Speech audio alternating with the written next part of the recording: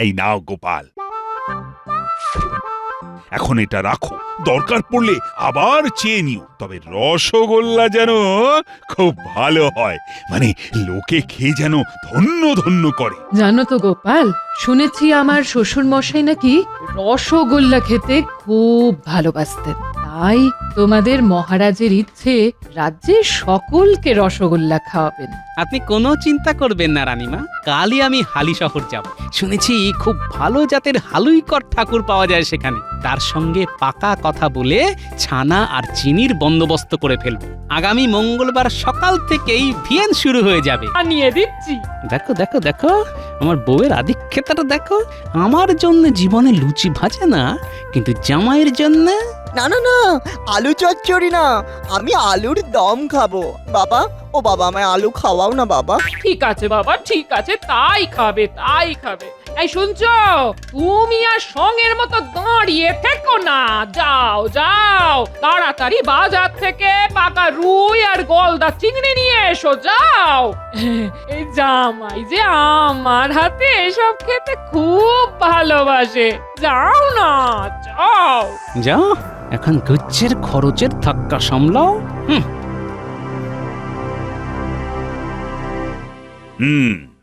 আজ তোমাদের সাথে আমার একটা বিশেষ আলোচনা আছে। আছে যখন তখন শুরু করে ফেলুন মহারাজ। শোনো, আগামী বুধবার আমার বাবার মৃত্যুবার্ষিকী। তো আমি ঠিক করেছি ওই দিনে আমি আমার রাজ্যের সব প্রজাকে এক ভাঁড় করে রসগোল্লা বিতরণ করব। বাহ বাহ, খুব ভালো। কিন্তু কাজটার মধ্যে তো একটা বড় সমস্যা তৈরি হয়েছে। এতে আবার সমস্যা কিসে?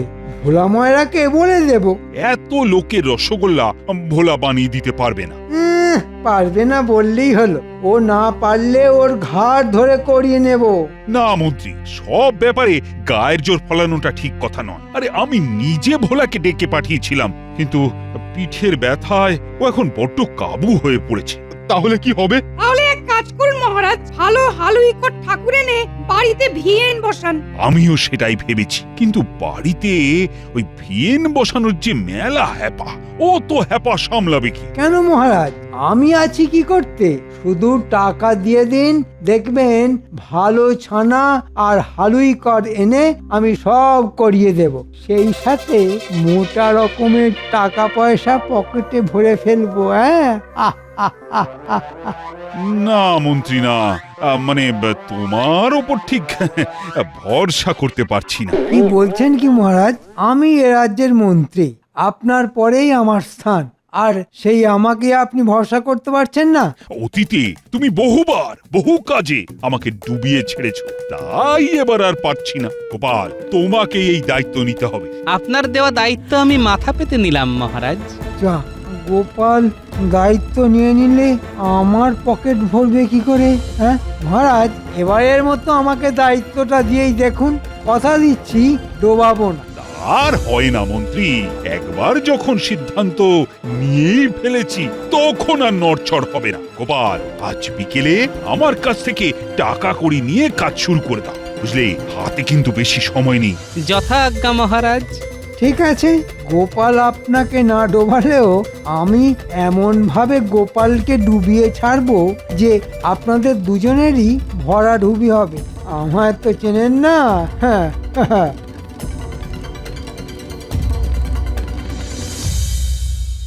কি বলছো গো বুড়ো? বাবার মৃত্যুবার্ষিকীতে মহারাজ রাজ্যি শুদ্ধ লোককে রসগোল্লা খাওয়াবে না? কি ভালো সময়ে এসে পড়েছি। কত রসগোল্লা যে খাবো, রসগোল্লা খাবো, রসগোল্লা রসে হাত ধোবো। একদিনের জন্য হলেও জীবনটা পুরো রসগোল্লাময় হয়ে যাবে। কি মজা! তুমি কি থামবে? আমি মরছি নিজের চিন্তায়, আর ইনি নাচছেন খাবার আনন্দে। কেন শ্বশুর মশাই, আপনার আবার চিন্তা কিসের? আপনিও তো খাবেন। না, শুধু খেলেই চলবে না, এই বিরাট যজ্ঞের দায়িত্ব এসে পড়েছে আমার ঘাড়ে। ওরে বাবারে বাবারে বাবা, সে তো আরো মজার। আপনি যখন সর্বে সর্বা হয়েছেন তখন তো আমি আরো বেশি করে খাবো। কি মজা! শুধু খাই খাই আর খাই। শোন বটা ঘটা, যার জন্য তোদের ডেকে পাঠিয়েছি, খুব বড় একটা কাজ আছে। সে তো আমরা জানি মন্ত্রী মশাই, এমনি এমনি তো আর আপনি আমাদের ডেকে পাঠান না। যা বলছি মন দিয়ে শোন।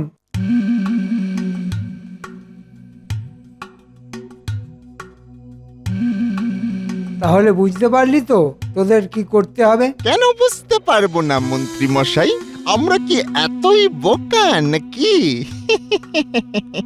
তবে এই কাজের জন্য কত পাবো? নগদ টাকা হয়তো দিতে পারবো না, তবে প্রাণ ভরে ওই বস্তুটি খেতে পাবি। এ মা, হাতে নগদ নারায়ণ কিছু আসবে না? চেপে যা ঘটা, চেপে যা।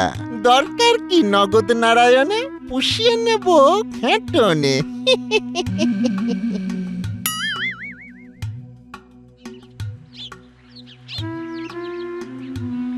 গিন্নি, আমি একটু বেরোচ্ছি। এখনো তো রোদ তেমন পড়েনি, এই ঠাঠা রোদের মধ্যে এখন চললে কোথায়?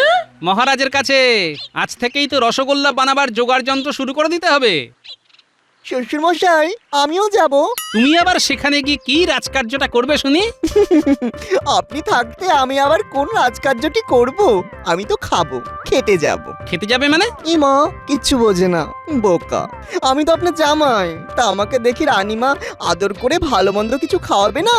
নিশ্চয়ই খাওয়াবে। গিন্নি, কাজে বেরোবার সময় এই ন্যাকা জামাইটাকে সামনে থেকে সরাও, না হলে কিন্তু অনর্থ বানিয়ে ছাড়বো বলে দিলাম। ইমা নিয়ে গেল না, বাজে শ্বশুর, পাজি শ্বশুর, দুষ্টু শ্বশুর। আমি যাব।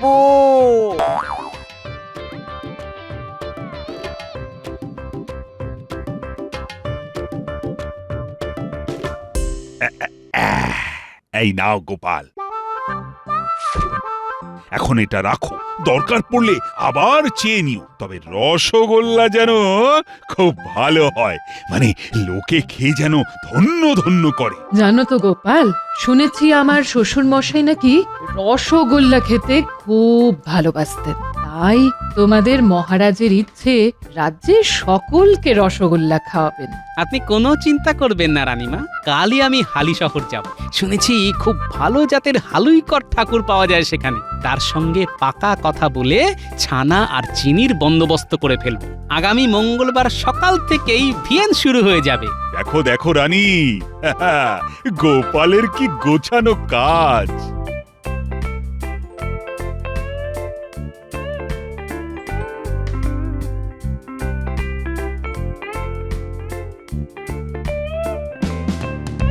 শোন, কড়াইয়ে জল গরম হয়ে গেলেই তাতে চিনি ছেড়ে দিবি। ওফ, এখনো ছানা এসে পৌঁছয়নি। এসে গেছি গো হালিকর দাদা, নাও নাও নাও, এবার ছানা দেখে বুঝে নাও। শোন, তোদের মধ্যে দুজন সব ছানা চাকে বসিয়ে দে। তাড়াতাড়ি কর, হাত চালিয়ে কর দেখি। সমস্ত কাজ সেরে ফেলতে হবে, অনেক অনেক রসগোল্লা বানাতে হবে কিন্তু।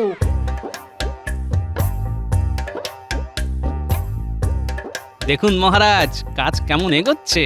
বাহ বাহ বাহ, সবকিছু তো বেশ ভালো মতো এগোচ্ছে দেখছি। দেখছো রানী, এই জন্যই বলে গোপাল যে কাজই দেবে সেই কাজই একেবারে নিখুঁত ভাবে করার চেষ্টা করবে। আচ্ছা গোপাল, রাজ্যের সকলকে খবর দেওয়া হয়েছে তো? আমি নিজে বাড়ি বাড়ি গিয়ে সকলকে বলে এসেছি।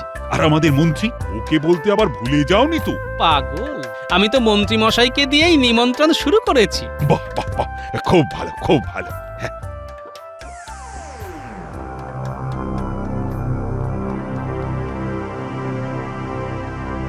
এতক্ষণে মনে হয় ওদিকের কাজকর্ম শুরু হয়ে গেছে। ফাঁকা মাঠে লাঠি ঘুরিয়ে গোপাল হয়তো খুব মাতব্বরি করছে। করে নে, যা পারিস আজকের দিনটা করে নে, এরপর তো শুরু করব আমার খেলা। বাবা, এমন খেলা খেলে দেব না যে কাল সকালে কাঁদবার সময়টুকুও পাবি না। হ্যাঁ গো, কালকে তো মহারাজের বাবার মৃত্যুবার্ষিকী না? তো না মানে রাজবাড়িতে এত বড় একটা এলাহি কাণ্ড হতে চলেছে, আর সেখানে না গিয়ে তুমি ঘরের মধ্যে পায়চারি করে বেড়াচ্ছ। তা কি করব? শুনেছি সেখানে নাকি মস্ত ভিয়েন বসেছে। তা একবার তো সেখানে গিয়ে দাঁড়াতে পারতে। দেখো, ওসব বাজে কাজে সময় নষ্ট করার মতো সময় আমার নেই। এই জন্যই না মহারাজ তোমাকে দেখতে পারেন না। পারে না তো পারে না, তাতে আমার ভারী বয়েই গেল। যাও, নিজের কাজে যাও। যাচ্ছি বাবা, যাচ্ছি। উহ, কি মেজাজ!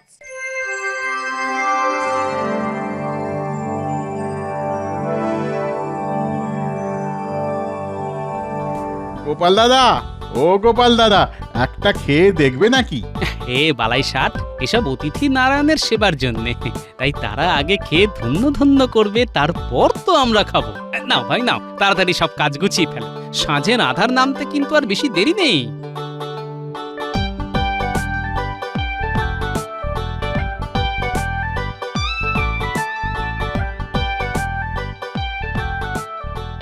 কি গো বাবা, সেই কোন সকালে বেরিয়েছিলে, ফিরতে এত দেরি হলো? আরে বাবা, কাজের ঝক্কি কি কম রে। সব রসগোল্লা তৈরি হলো, তারপর সেগুলো গামলায় রেখে পরিষ্কার কাপড়ে চাপা দেওয়া হলো, তারপর আমার ছুটি। তাহলে তাড়াতাড়ি হাত মুখ ধুয়ে এসো, আমি চট করে 4টি ভাত ফুটিয়ে দিচ্ছি।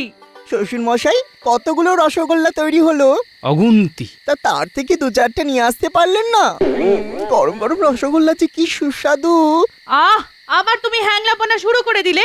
বাবারি বাবারি বাবা, এতে আবার হ্যাংলাপনার কি দেখলে? আমার বুঝি গরম রসগোল্লা খেতে ইচ্ছে করে না? আর নিজের শ্বশুর মশাই তো এখানে হর্তাকর্তা।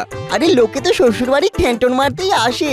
এই মা, বাজে কথা বললাম, মানে খেতেই আসে, তাই না শ্বশুর মশাই? মিনু, তোর বরকে চুপ করতে বল। চুপ, একেবারে চুপ। উফ, বাবারে বাবারে বাবা, শুধু শাসন আর শাসন। এটা শ্বশুর বাড়ি না অসুর বাড়ি। তোর ভাল লাগে না।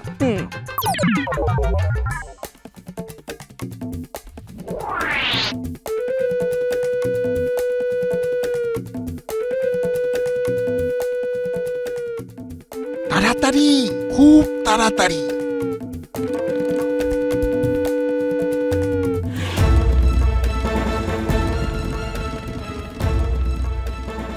খা খা, প্রাণ ভরে আজ শুধু রসগোল্লা খেয়ে যা। কিন্তু কিন্তু আর যে পেটে ঢুকছে না। ঢোকা ঢোকা, চেপে চেপে পেটের মধ্যে ঢোকা। মানে কটা যদি বাড়ি নিয়ে যাই? খবরদার, বাড়ি নিয়ে যাওয়ার কথা ভুলেও উচ্চারণ করবি না। ধরা পড়ে গেলেই কিন্তু চিত্তির। পেট পুড়ে খাওয়ার পর যেটুকু বেঁচে যাবে সেগুলো মাটি খুঁড়ে পুঁতে দিবি। মনে রাখবি, সব প্রমাণ লোপাট করে দিতে হবে।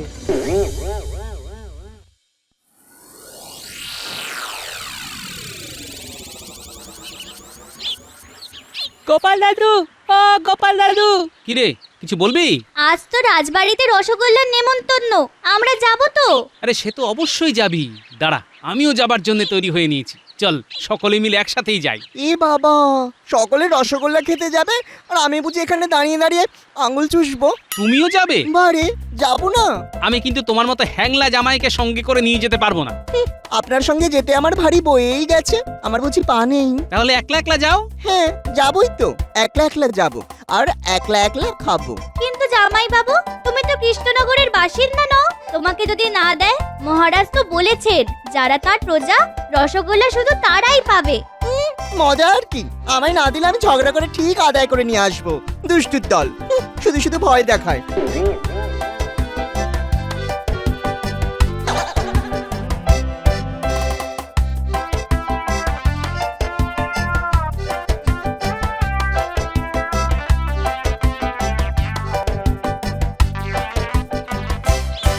আরে অনেকক্ষণ তো দাঁড়িয়ে আছি, কখন রসগোল্লা দেবে বলতো?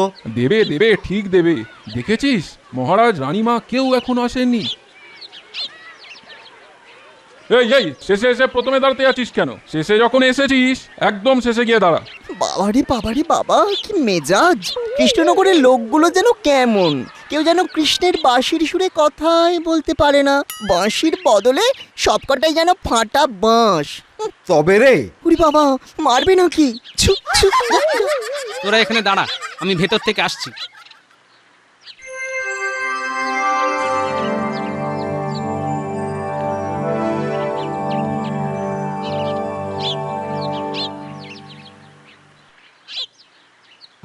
গোপাল, মহারাজ আর রানীমা তো তোমার প্রশংসায় একেবারে পঞ্চমুখ। রসগোল্লা নিয়ে খুব নাকি খেলা দেখিয়েছো। আপনার খেলার কাছে এতে অতি সামান্য খেলা মন্ত্রী মশাই। তাহলে স্বীকার করলে তো আমি তোমার গুরুমশাই। অবশ্য আমার খেলা তুমি একটু বাদেই টের পাবে। তবে জানেন তো মন্ত্রী মশাই, গুরুরও গুরু থাকে।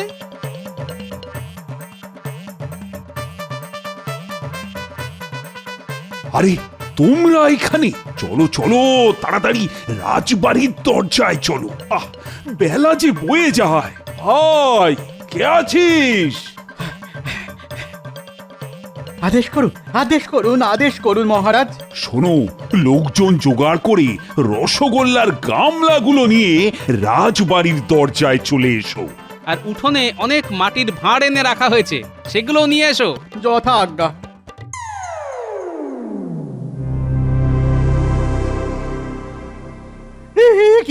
কি দেখছি?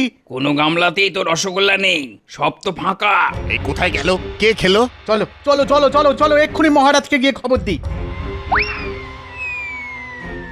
কিরে ঘটা, এবার কি হবে? সকলের সামনে মহারাজের মাথা কাটা যাবে। কি হলো বলো তো গোপাল? মানে রসগোল্লা আনতে রক্ষীরা তো দেরি করছে কেন? মহারাজ মহারাজ মহারাজ সর্বনাশ হয়ে গেছে মহারাজ। কি হয়েছে? সব গামলা ফাঁকা, কোনো গামলার মধ্যে একটাও রসগোল্লা নেই। ও গোপাল, এরা এসব কি বলছে? এটা কি করে হবে মহারাজ? কাল বাড়ি যাবার আগে আমি সব গামলা কাপড় দিয়ে ঢেকে ঘরের দরজায় শেকল তুলে দিয়ে গিয়েছিলাম। কি বললে গোপাল? কাপড় চাপা দিয়ে রেখে গিয়েছিলে? হ্যাঁ, এই তোমার বুদ্ধি।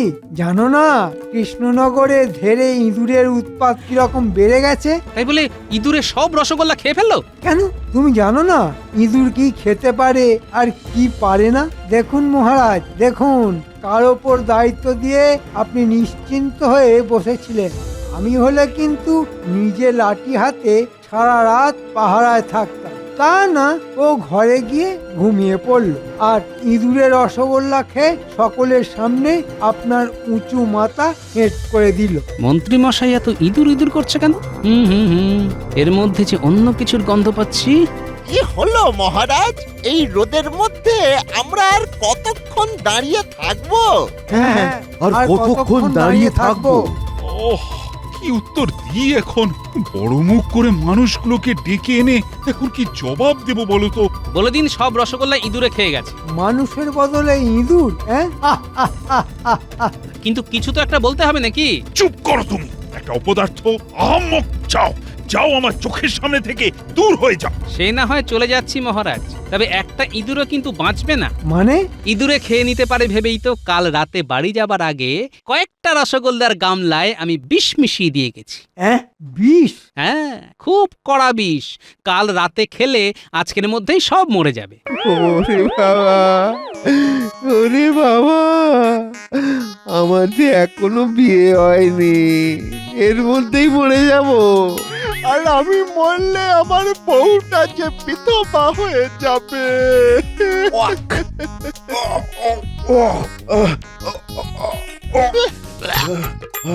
ওরে বাবা, পেট থেকে বুক সব যে গুলিয়ে উঠছে।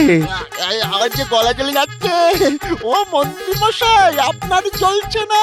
ওরে ওরে বউরি বাবা। বাবা, মুখের ওষুধে দেখছি জব্বর কাজ হয়েছে।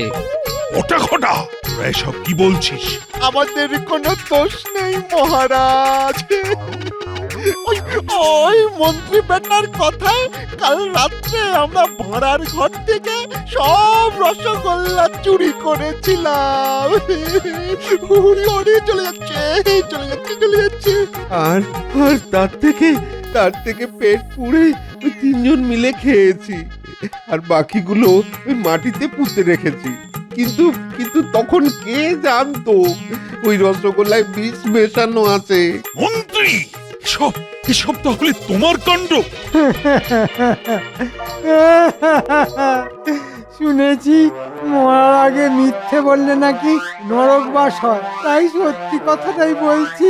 গোপালকে সকলের সামনে ছোট করব বলে আমি এই কাজটা করেছিলাম।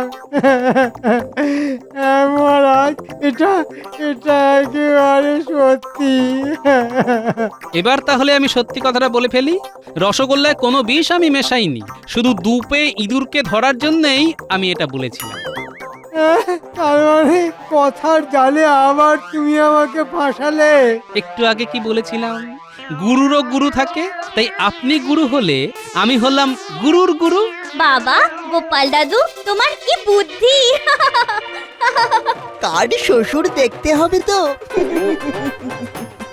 মহারাজ, এই রোদপুরের মধ্যে আমাদের এইভাবে হয়রান করার জন্য ওই মন্ত্রী মশাইকে কিন্তু শাস্তি দিতে হবে। হ্যাঁ, শাস্তি দিতে হবে। শাস্তি দিতে হবে। হ্যাঁ, শাস্তি তো পাবেই। শোনো মন্ত্রী, আজ রাতের মধ্যে বটা ঘটাকে সঙ্গে করে আবার রসগোল্লা বানাতে হবে তোমার, আর এই সব খরচা তোমার। এত টাকা আমি কোথায় পাবো মহারাজ, কোথায় পাবো? এসব আমি জানি না, আর না পারলে তিনজনকেই কঠিন শাস্তি দেব আমি। আমি কিন্তু এবারে তদারকিতে থাকবো, আর এই দুষ্টুগুলোকে সাথে নিয়ে মাঝে মধ্যে রসগোল্লা চেখে চেখে দেখবো। এই বলে দিলাম কিন্তু। হ্যাঁ।